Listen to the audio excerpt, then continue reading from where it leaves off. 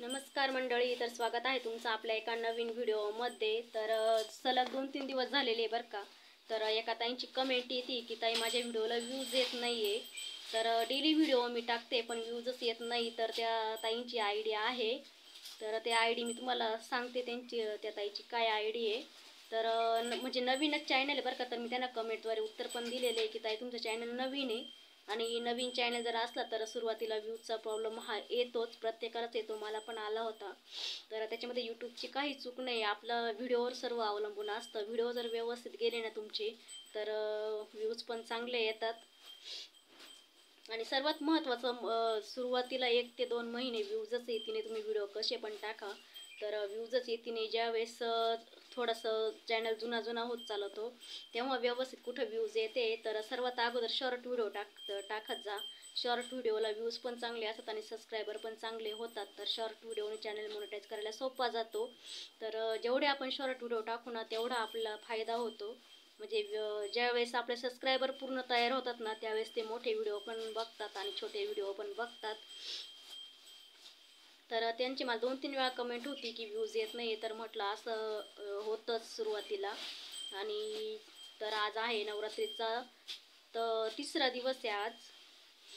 सर्वांना नवरात्रीच्या हार्दिक शुभेच्छा। तर आजचा रंग जो आहे तो आहे राखाडी। तर बघा मी राखाडी साडी पण घातलेली आहे। तर उपवास वगैरे नाही धरले बरं का, फक्त उठत्या बसता उपवास धरलेला पहिला आणि शेवटचा। पण कसं आहे, एक समाधान वाटतं माणसाला की दररोजचा एक कलर यूज करायचा। तर मी ठरवले दररोज एक कलरची साडी घालायची। तर आज आहे 3रा आणि आज कारल्याची माळ घातलेली बरं का मी। तर म्हणजे माळी घालायला काही नव्हतं, मग कारल्याची माळ, पानांची माळ घातलेली आहे।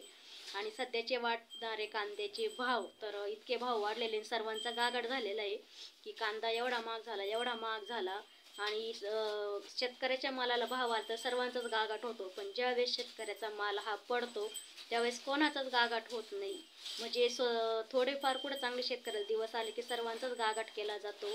आणि पेट्रोल महाग झालं त्याचा गागाट होत नाही, सोनं महाग झालं त्याचा गागाट होत नाही। फक्त शेतकऱ्याच्या मालाला भाव वाढला की लगेच सर्वांचा गागाट होतो। तर असं काही करू नका, शेतकऱ्याला जगू द्या, तुम्ही पण जगा। कारण त्याचे कांदे जर 50 रुपये किलो गेले ना तर कुठं त्याला चांगलं भाव म्हणजे व्यवस्थित परवडतं। आणि दरवर्षी तर 2-3 वर्षापासून तर सलग 10 रुपये किलो, 20 रुपये किलो, म्हणजे सरासरी 500 ते 1000 रुपयापर्यंत मार्केट होतं। आणि 500 ते 1000 रुपयापर्यंत जर कांद्याचं मार्केट असलं तर काहीच परवडत नाही। आम्ही स्वतः घेतलेला अनुभव आहे। तर एकरी आपल्याला 25 ते 30 हजार रुपये खर्च होत असतो, जास्त पण धरला। आणि त्याचे कांद्याचं ॲव्हरेज जर आपल्याला कमी भेटलं तर घरातून पैसे घालावे लागतात।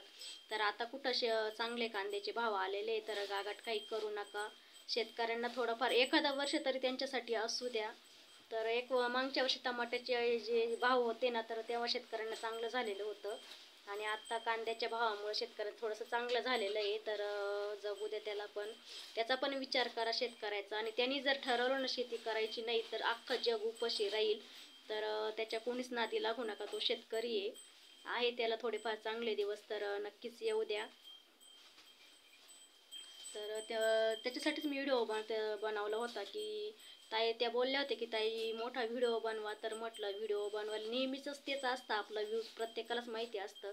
पण त्यांच्या आय डीचं नाव मी तुम्हाला सांगते